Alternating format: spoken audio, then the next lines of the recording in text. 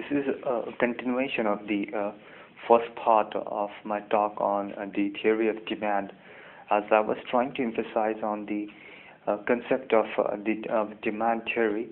I tried to emphasize on the pervasiveness and usefulness of the law of demand that is basically prevalent in every economy, in every part of the world, be it an economy which is based, or rather which is basically of a United States, or even an Indian economy, or even an Arab economy. Every economy has to have this law of demand, because it is but quite natural.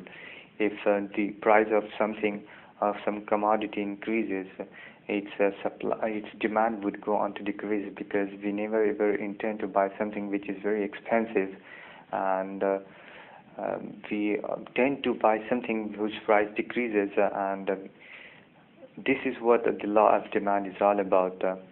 And I was trying to deal with certain exceptions to this demand theory, because there are certain situations wherein this law of demand does not apply altogether. The first and foremost application, in fact, the first and foremost exception I have almost dealt in my previous talk. It was basically the lack of substitutes when people or customers or consumers don't have proper substitutes available for their product, for meeting the daily necessities. They tend to buy the product at the given price, or price even if the price of that product has increased.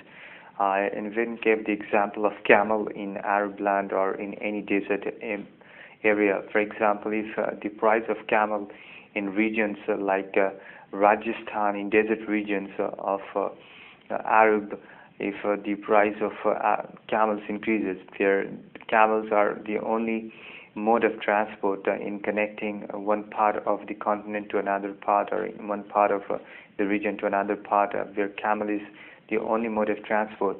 If the price increases, then the owner of camels, or people who make business by way of camels, they would certainly pay any price to make sure that they purchase the camel to make their living, because they have no other exception. They have no other substitutes available for them, wherein they can go in to buy that product. So all in all, the lack of substitutes, or lack of option or alternative really gives a cold shoulder response to this increase in price. Even if the price increases, it's not going to affect its demand. In fact, the purchasers or the drivers of a camel would certainly buy they are ready to pay any price for buying that camel, because they have little alternative or other option left in there. Secondly, there are certain goods, ostentatious goods, goods of which are basically showy in nature, and people who buy top quality goods, or goods, for example, diamonds or other jewelries of high quality. For example, people who are used to buying cars, luxurious cars, who are basically ultra rich people, very wealthy people, who can afford to buy their product of their likeness, no matter what the price is, and it doesn't really matter for them if the price of that product has reached sky high.